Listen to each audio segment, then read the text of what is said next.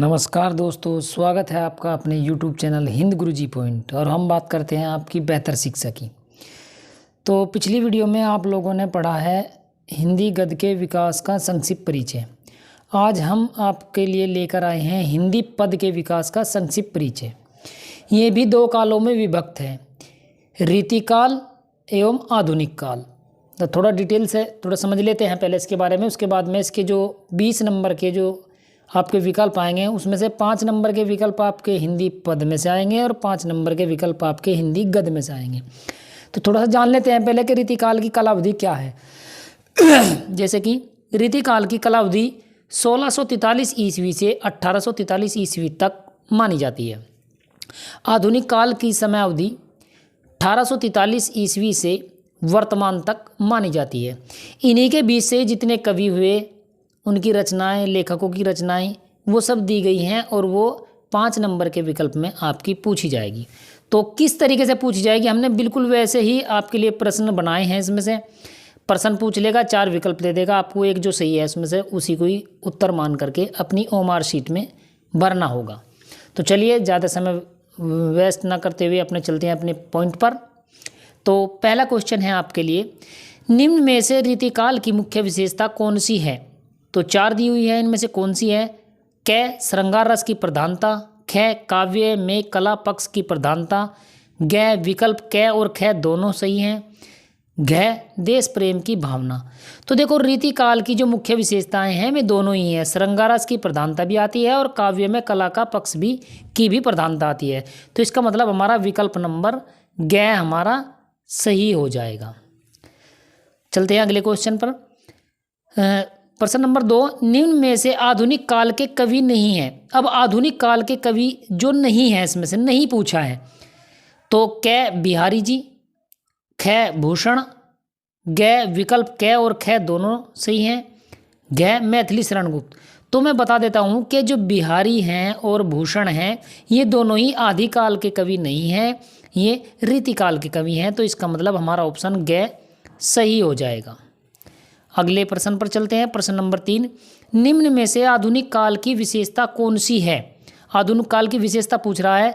तो जीवन के यथार्थ की प्रधानता, ख बौद्धिकता की प्रधानता, या ग विकल्प क और ख दोनों सही हैं। तो देखो ये भी ग भी देख लेते हैं, ग है मुक्तक काव्य की प्रमुखता। तो देखो आधुनिक काल में ये दोनों चीज़ें पाई जाती हैं, जीवन की यथार्थता की प्रधानता भी पाई जाती है और बौद्धिकता की भी प्रधानता पाई जाती है। इसका मतलब विकल्प नंबर हमारा ग सही है कि विकल्प क और ख दोनों सही हैं। चलते हैं अगले प्रश्न पर। प्रश्न नंबर 4 है हमारा, निम्न में से रीतिकाल की अन्य किस नाम से जाना जाता है? तो रीतिकाल को अन्य किस नाम से और जाना जाता है? कि वीरगाथा काल क नंबर, ख अलंकृत काल, या ग श्रृंगार काल, या घ विकल्प ख और ग दोनों सही हैं। तो यही हमारा उत्तर हो जाएगा घ, दोनों सही हैं ख और ग। यानी कि रीतिकाल को वीरगाथा काल भी कहा जाता है और अलंकृत काल भी कहा जाता है। तो विकल्प नंबर आपका घ सही हो जाएगा। चलते हैं अगले प्रश्न पर। प्रश्न नंबर 5, भारतेंदु युग किस काल के अंतर्गत आता है? तो भारतेंदु युग जो है वो किस काल के अंतर्गत आता है? क भक्ति काल के अंतर्गत, ख रीतिकाल के अंतर्गत, ग आधुनिक काल के अंतर्गत, या ग आदिकाल के अंतर्गत। तो देखो जो भारतेंदु युग जो है उसे आधुनिक काल भी कहा गया, तो ये हमारा आधुनिक काल के अंतर्गत ही आता है। तो चलते हैं अगले पेज पर। प्रश्न नंबर 6, थोड़ा ध्यान से देखते जाएंगे बच्चों, बस एक बार मैं बताता जाऊंगा और फिर अपने आप से देखते रहना, सब कुछ समझ में आ जाएगा। प्रश्न नंबर 6 आपका, रीति मुक्त काव्य धारा के 2 कवियों के नाम लिखिए। जो रीति मुक्त काव्य धारा के 2 जो कवि थे तो कौन कौन से थे? घनानंद या बोध ठाकुर, या विकल्प क और ख दोनों सही, या घ श्रृंगारधर। तो देखो जो रीति मुक्त काव्य धारा के कवि थे वे थे घनानंद और बोधा ठाकुर दोनों थे, यानी कि विकल्प क और ख दोनों सही हैं। इसका मतलब हमारा ग विकल्प सही हो जाएगा। इसी तरीके से बच्चों प्रश्न पूछे जाते हैं वहाँ पर। प्रश्न नंबर 7 है, निम्न में से रीतिकाल की कलावधि क्या है? पीछे मैंने पढ़ाया कि रीतिकाल की कलावधि क्या है, तो वही देखते हैं कि रीतिकाल की कलावधि है 1643 ईस्वी से 1843 ईस्वी तक, या ख 1343 ईस्वी से 1643 ईस्वी तक, या ग 743 ईस्वी से 1343 ईस्वी तक, या घ 1843 ईस्वी से आज तक। तो देखो जो रीतिकाल माना जाता है वो 1643 ईस्वी से 1843 ईस्वी तक ही इसकी कालावधि मानी जाती है। इसका मतलब हमारा विकल्प क्या सही है। चलते हैं अगले प्रश्न पर। अगला प्रश्न है हमारा 8। आधुनिक काल की समय अवधि क्या है? अभी पीछे हमने रीतिकाल पढ़ा, अब आधुनिक काल की पढ़ लेंगे। तो क्या विकल्प है इसका? 1850 ईस्वी से 1900 तक, या ख 1900 ईस्वी से 1920 ईस्वी तक, या ग 1919 ईस्वी से 1938 ईस्वी तक, या ग 1843 ईस्वी से वर्तमान तक। तो देखो जो आधुनिक काल की जो शुरुआत हुई वो 1843 ईस्वी से हुई और वर्तमान तक यह आधुनिक काल में ही माना जाता है। इसका मतलब विकल्प नंबर हमारा ग सही है। चलते हैं अगले प्रश्न पर। अगला प्रश्न है हमारा प्रश्न नंबर 9। प्रगतिवादी युग की कालावधि है। तो क्या प्रश्न है इसका? क्या उत्तर है विकल्प में 1936 ईस्वी से 1943 ईस्वी तक, या ख 1850 ईस्वी से 1900 ईस्वी तक, या ग 1943 ईस्वी से 1953 ईस्वी तक, या घ 1953 ईस्वी से 1960 ईस्वी तक। तो देखो जो प्रगतिवादी युग की कालावधि मानी जाती है वो मानी जाती है हमारी 1936 ईस्वी से 1943 ईस्वी तक। तो हमारा क्या ऑप्शन सही हो जाएगा। चलते हैं अगले प्रश्न पर। प्रश्न नंबर 10। प्रयोगवादी युग की कालावधि है। अब प्रयोगवादी युग की कालावधि पूछ रहा है। तो क्या प्रश्न है? क्या इसका विकल्प है 1960 ईस्वी से 1971 ईस्वी तक, या ख 1943 ईस्वी से 1953 ईस्वी तक, या ग 1971 ईस्वी से 1900 अब तक, या घ 1900 ईस्वी से 1918 ईस्वी तक। तो देखो जो प्रयोगवादी है ये 1943 ईस्वी से 1953 ईस्वी तक यानी कि 10 वर्ष लगभग इसकी कालावधि मानी जाती है। इसका मतलब हमारा ख ऑप्शन सही है। अगले प्रश्न पर चलते हैं। प्रश्न नंबर 11। द्विवेदी युग की कालावधि क्या है? अब द्विवेदी युग की पूछ रहा है। इन जितनी भी मैं कालावधि बता रहा हूँ इनमें से आपको 1 या 2 क्वेश्चन पक्का आपके पेपर में मिल जाएगा। तो इसका विकल्प है क 1850 ईस्वी से 1900 ईस्वी तक, या ख 1900 ईस्वी से 1918 ईस्वी तक, या ग 1971 ईस्वी से आज तक, या घ 1918 ईस्वी से 1936 ईस्वी तक। तो देखो द्विवेदी युग जो कालावधि थी वो सन 1900 से लेकर के 1918 तक यानी कि लगभग 18 साल इसकी कालावधि मानी जाती है जो भी द्विवेदी युग की कालावधि है। यही इसका ऑप्शन सही है। तो ऑप्शन हमारा हो जाएगा ख। चलते हैं अगले पेज पर। प्रश्न नंबर 12। प्रश्न नंबर 12 देखते हैं। तीसरा सप्तक। देखो ये एक रचना है। तीसरा सप्तक कब प्रकाशित हुई? तो इसका ये सन पूछ रहा है कि कब प्रकाशित हुई। तो क्या ऑप्शन है इसका? 1951 ईस्वी में हुई, या ख 1959 ईस्वी में हुई, या ग 1943 ईस्वी में, या घ 1979 ईस्वी में। तो देखो जो तीसरा सप्तक जो प्रकाशित हुई थी वो 1959 ईस्वी में हुई थी। तो इसका मतलब हमारा ख ऑप्शन सही है और ये कई बार परीक्षाओं में पूछा भी जा चुका है। तो ये एक तरह से देखा जाए तो परीक्षा की दृष्टि से इंपॉर्टेंट क्वेश्चन है। अच्छे से देख लेना बच्चों इसे। चलते हैं अगले प्रश्न पर। प्रश्न नंबर है हमारा 13। रसिक प्रिय के रचनाकार हैं। देखो वेरी वेरी इंपॉर्टेंट है। बार बार कितनी ही बार परीक्षाओं में ये पूछा जा चुका है। जितने भी क्वेश्चनों का हमने संग्रह किया हुआ है ये वही क्वेश्चन है जो बार बार परीक्षा में पूछे जाते हैं या जिनकी आने की संभावना है। आप ये लगभग 40 क्वेश्चन होंगे। इनमें से आपको जितने भी आपके विकल्प में आएंगे इनमें से ही आपको मिल जाएंगे। एक्स्ट्रा ज़्यादा कुछ करने की ज़रूरत नहीं है। तो देखते हैं इसके रसिक प्रिय के रचनाकार कौन है। तो आचार्य केशवदास, ख आचार्य हजारी प्रसाद द्विवेदी, या ग आचार्य देव, या घ भिखारी दास। तो देखो जो रसिक प्रिय हैं ये आचार्य केशवदास जी की है और बहुत ही इंपॉर्टेंट है, बार बार पूछी जाती है। प्रश्न नंबर 13 का ये विकल्प हो जाएगा आपका कै सही। तो इसका मतलब हमारा ये है आचार्य केशवदास। रसिक प्रिय किसकी है? आचार्य केशवदास की। मैं बार बार इसलिए कह रहा हूँ क्योंकि इंपॉर्टेंट है बहुत। चलते हैं अगले प्रश्न पर। प्रश्न नंबर 14 है। निम्न में से मुक्तक काव्य के कवि हैं। तो जो मुक्तक काव्य के कवि हैं इनमें से कौन से हैं? तो बिहारी जी हैं, या ख भारतेंदु हरिश्चंद्र हैं, ग कबीरदास हैं, घ जगनीक हैं। तो देखो जो मुक्तक काव्य धारा के कवि थे वो केवल बिहारी जी थे। बिहारी, ये क ऑप्शन हमारा सही हो जाएगा, मतलब बिहारी।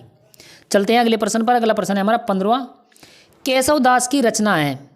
तो केशवदास की रचना है क रामचंद्रिका है, ख भक्तमाल है, ग सुदामा चरित्र है, घ प्रेम वाटिका है। तो देखो केशवदास जी की जो प्रसिद्ध रचना है वो रामचंद्रिका है।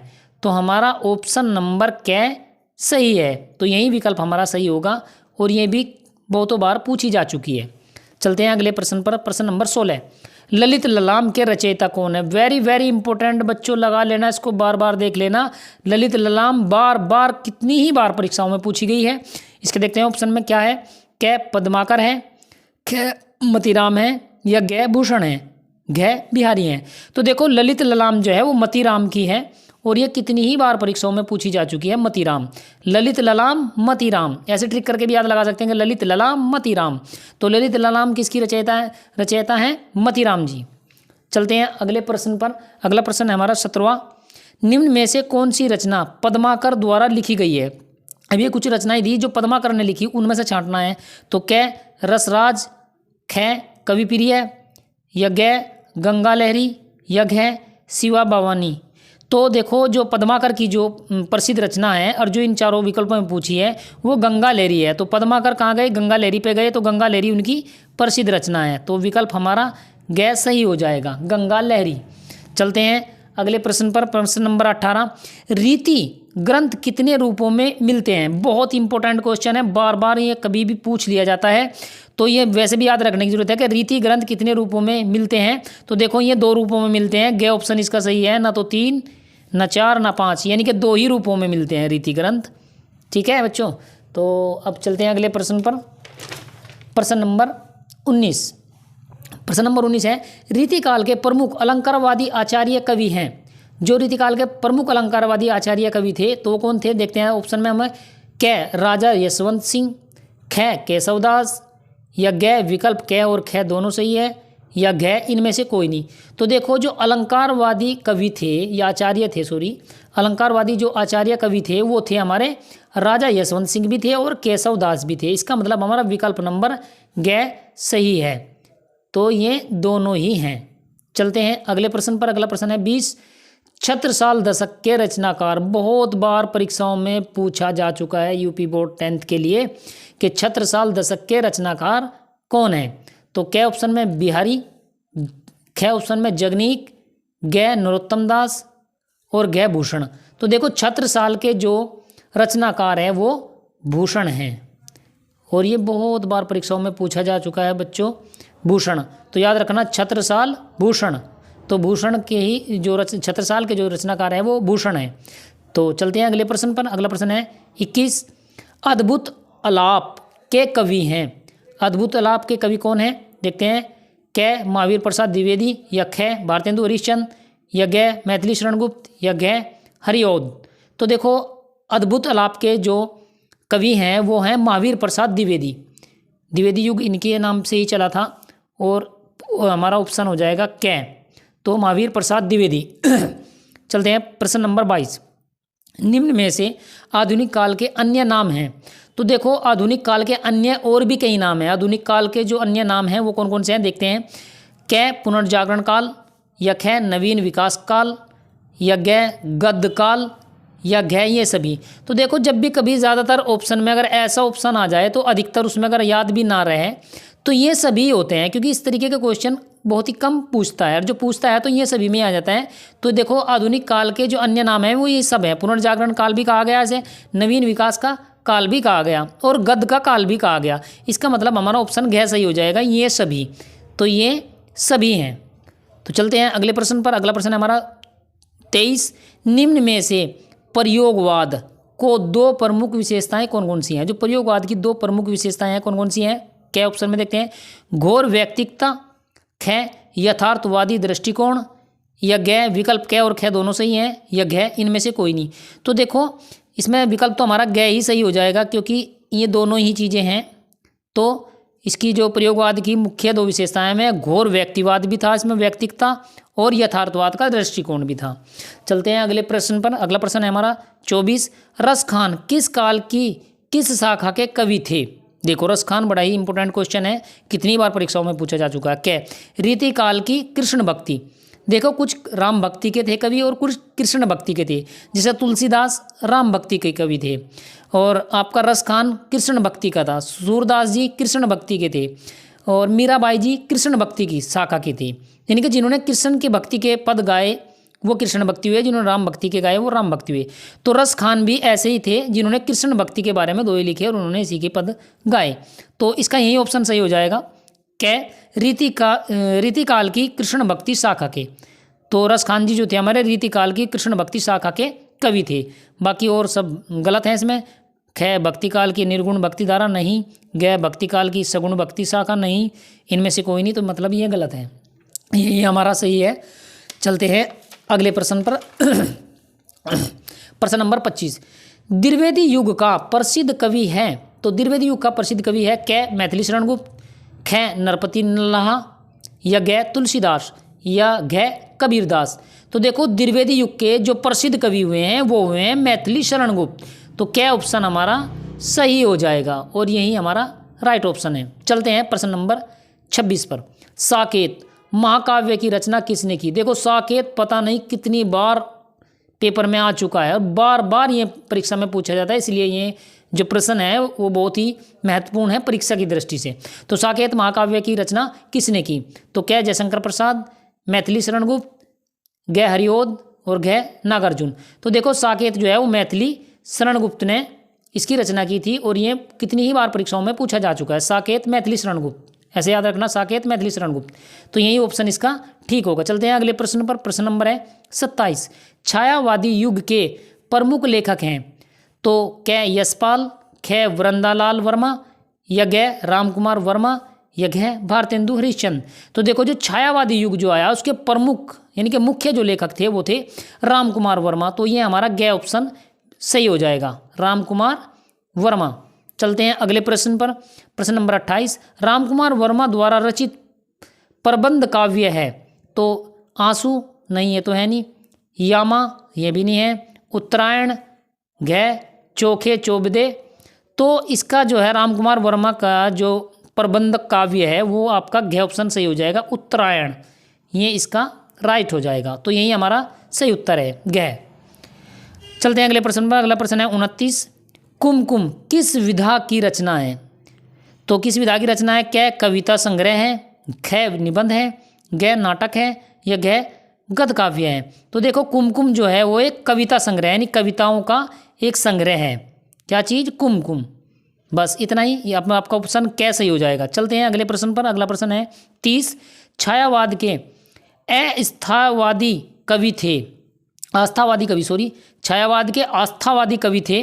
तो कै अयोध्या सिंह उपाध्याय हरिओद, या ख हरिवंश राय बच्चन, या ग रामधरी सिंह दिनकर, या घ भूषण। तो देखो छायावाद के आस्थावादी यानी जो आस्था रखते थे, आस्थावादी कवि कौन थे, हरिवंश राय बच्चन। मैं इनके बारे में थोड़ा सा बता दूं, ये जो फिल्मी कलाकार अमिताभ बच्चन हैं उनके पिताजी थे और इनकी 3-4 कवि जो रचनाएं हैं वो बहुत फेमस हैं, मधुशाला, मधुबाला, मधुकलश। ठीक है, ये भी कभी कभी परीक्षाओं में पूछ जाते हैं कि मधुशाला के रचयिता कौन है। तो हरिवंश राय बच्चन, मधुबाला के, मधुकलश के। और इसमें पूछा गया कि ये छायावाद के आस्थावादी कवि हैं, तो हरिवंश राय बच्चन जी हैं, इन्होंने बहुत सारी रचनाएं लिखी हैं। तो चलते हैं अब अगले प्रश्न पर। प्रश्न नंबर 31, प्रगतिवादी युग की विशेषताएं कौन कौन सी हैं। तो क्या ऑप्शन में मानवतावादी प्रवृत्ति, या ख विद्रोह एवं क्रांति की भावना, या ग विकल्प क और ख दोनों सही हैं, या घ सौंदर्य भावना। तो देखो जो प्रगतिवादी युग है इसकी मुख्य विशेषताएं क्या थी। तो मानवतावादी प्रवृत्ति भी थी और विद्रोह एवं क्रांति की भावना भी थी। तो हमारा ग ऑप्शन सही हो जाएगा, यानी कि विकल्प क और ख दोनों ही सही हैं। अधिकतर ऐसे ऑप्शन में आपका विकल्प क और ख जो आएगा वो दोनों वाला ही सही होगा ज़्यादातर। प्रश्न नंबर 32, निम्न में से छायावाद की 2 विशेषताएं कौन सी हैं। बिल्कुल ऐसा ही प्रश्न है। मुक्त प्राकृतिक चित्रण, ख श्रृंगार और प्रेम वेदना, या ग प्रकृति का मानवीकरण। तो देखो इसमें घ ऑप्शन सही है, विकल्प ख और ग कौन कौन से हैं, विकल्प ख और ग, यानी कि इसमें श्रृंगार और प्रेम की वेदना और प्रकृति का मानवीयकरण। तो ये दोनों ऑप्शन आ गए इसमें, इसका मतलब ये दोनों किस ऑप्शन में दिखाई दे रहे हैं, ऑप्शन नंबर घ में। तो विकल्प ख और ग दोनों सही हैं, पहला छोड़ देना। तो चलते हैं अगले प्रश्न पर। अगला प्रश्न है हमारा 33, निम्न में से छायावाद युग का कवि है। छायावाद युग का कवि जो नीचे कवि दिए गए इनमें से छायावाद युग का कवि कौन है। क सुमित्रानंदन पंत, या ख नरेंद्र शर्मा, या ग दादू दयाल या घ कुतुबन। तो देखो जो छायावाद युग के जो कवि हैं वो इन चारों कवियों में से सुमित्रा नंदन पंत है, यानी ऑप्शन नंबर हमारा क सही है। तो यही आपको लगाना है, सुमित्रा नंदन पंत। चलते हैं अगले प्रश्न पर। अगला प्रश्न है हमारा 34। +1 के रचनाकार हैं। +1 एक रचना है, इसके रचनाकार का नाम पूछ रहा है। क भूषण है या ख नरेंद्र शर्मा है या ग श्रीधर पाठक हैं, ख मीराबाई है। तो देखो +1 का जो रचनाकार है वो नरेंद्र शर्मा, ये भी कितनी ही बार परीक्षा में पूछा जाएगा, नरेंद्र शर्मा। 35 अगला प्रश्न है 35। निम्न में से रीति काल के प्रमुख कवि कौन कौन से हैं या कौन से हैं? तो क ऑप्शन में पद्माकर, ख बिहारी, ग सूरदास या घ विकल्प क और ख दोनों सही हैं। तो देखो इसमें विकल्प आपके घ सही हो जाएगा, क और ख दोनों सही हैं। तो पद्माकर भी हैं रीतिकाल के प्रमुख कवि और बिहारी जी भी हैं। तो चलते हैं अगले प्रश्न पर। अगला प्रश्न है हमारा 36। नई कविता की प्रमुख विशेषता कौन सी है? जो नई कविता लिखते हैं उनकी जो प्रमुख विशेषताएं हैं वो कौन सी हैं? क बौद्धिकता की प्रधानता, ख छंद योजना में नवीनता, ग सामाजिक असमानता या घ अति यथार्थवादी दृष्टिकोण। तो देखो जो नवीन कविताएं हैं या नई कविताएं हैं उनमें बौद्धिकता की प्रधानता दी जाती है। तो हमारा क ऑप्शन सही हो जाएगा और यही हमारा इसका सही ऑप्शन है। बस कुछ थोड़े से क्वेश्चन और बचे हैं, चलते हैं अगले पेज पर। प्रश्न नंबर 37। कश्मीर सुषमा के रचनाकार है। एक रचना है कश्मीर सुषमा, इसके रचनाकार कौन है? देखते हैं कौन है। क महादेवी वर्मा, ख मलिक मोहम्मद जायसी या ग श्रीधर पाठक या घ सूर्यकांत त्रिपाठी निराला। तो देखो जो कश्मीर सुषमा है ये कितनी ही बार परीक्षाओं में माफ कीजिएगा पूछी जा चुकी है। तो कश्मीर सुषमा के जो रचनाकार है वो श्रीधर पाठक हैं, यही इनके रचनाकार हैं। चलते हैं आगे 38। यामा के रचयिता का नाम लिखिए। देखो यामा एक जो रचना है ये पता नहीं हर बार ही परीक्षा में पूछ ली जाती है, परीक्षा की दृष्टि से बहुत ही इम्पोर्टेंट है। और इसकी जो रचनाकार हैं वो सुभद्रा कुमारी चौहान है, जिनका एक हमारे इसमें जो 10वीं का पाठ्यक्रम है उसमें एक पाठ भी है। तो सुभद्रा कुमारी चौहान, यानी यामा का जो रचनाकार है जो रचयिता है वो सुभद्रा कुमारी चौहान है। ख महादेवी वर्मा, मीराबाई या घ अशोक वाजपेयी। तो ये नहीं है, तो सुभद्रा कुमारी चौहान यानी यामा एक पहले मोटरसाइकिल भी आती थी, ऐसे याद करना कि भाई सुभद्रा कुमारी चौहान ने एक यामा ली। तो यामा किसकी है? सुभद्रा कुमारी चौहान। मैं बार बार इसलिए कह रहा हूँ क्योंकि यामा सुभद्रा कुमारी चौहान की है, तो अच्छे से याद कर लेना। जब वीडियो वॉच करोगे तो आपको पता लग जाएगा और अच्छे से। चलते हैं अगले प्रश्न पर। अगला प्रश्न है हमारा 39।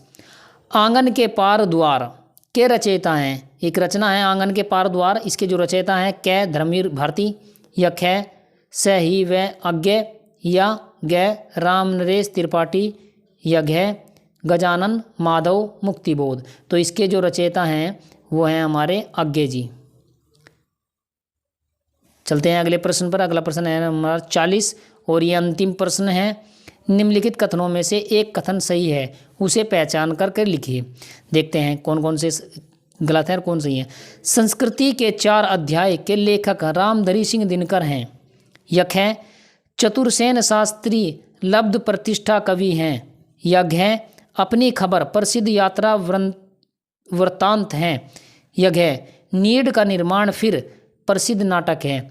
तो देखो इनमें से जो बाकी 3 तो गलत हैं, इसका क्या ऑप्शन ही सही है, यानी कि क्या ऑप्शन में क्या है कि संस्कृति के 4 अध्याय, जो संस्कृति के 4 अध्याय रचना जो लिखी उसके लेखक जो हैं वो रामधरी सिंह दिनकर जी हैं। और ये प्रश्न आपका लिए जो हम इकट्ठा करके लेके आए थे ये हो गए हैं समाप्त। और बस मैं बच्चों से इतना ही कहूँगा कि मैंने लगभग व्याकरण की जितनी भी आपकी व्याकरण आएगी हिंदी में उसकी भी वीडियो लगभग सब डाल दिए हैं। काव्य रचना में जो आपके काव्य गद्य का और पद की जितने भी प्रश्न आपके बनते हैं, लेखक और उनके रचयिता और पुस्तकें रचनाएं, ये सब इसमें डाल दिए हैं। गद्य में से जो आएंगे वो भी मैंने डाल दिए, पद में से जो आएंगे वो भी मैंने डाल दिए हैं सारे क्वेश्चन। किस तरीके से क्वेश्चन आएंगे वो भी बता दिया, इंपॉर्टेंट कौन से क्वेश्चन है वो भी मैंने बता दिया। बस आप लोगों को अच्छे से टाइम निकाल करके ये वीडियो वॉच कर लेनी। और जो बच्चा परीक्षा से कुछ दिन पहले भी इस वीडियो को देख लेगा, ये समझ लो कि वो पक्का उसे क्वेश्चन मिल जाएंगे। अच्छे से करते रहना। और बस अंत में इतना ही कि जो बच्चे नए हैं वो हमारे चैनल को सब्सक्राइब करें, वीडियो को लाइक करें, अपने दोस्तों में शेयर करें ताकि ज़्यादा से ज़्यादा बच्चों का फ़ायदा हो सके। और जो बच्चे मैथ के हैं उनकी भी हमने, जो हमारे जोनी कश्यप सर जी हैं, उन्होंने वीडियो बनाकर डालनी शुरू कर दिया है चैप्टर वाइज, तो थोड़ा उन्हें भी देखते रहें।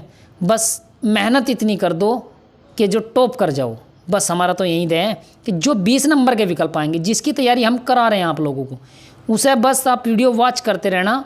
जब भी आपको टाइम मिला जब भी वॉच कर लो, 10-15 मिनट की वीडियो। 100% आपके 20 विकल्प में से एक भी गलत नहीं होगा, ये हम गारंटी देते हैं। तो बस अंत में इतना ही कि सभी बच्चों को आशीर्वाद और बच्चों के परिवार वालों को प्रणाम। अच्छे से करें, देखते रहें। सर्दी हैं, सर्दी से ही बच के रहें और अब वीडियो को वॉच करते रहें सर्दी में आराम से, और पढ़ाई में भी थोड़ा सा टाइम निकाल के पढ़ें। बस अंत में इतना ही। जय हिंद।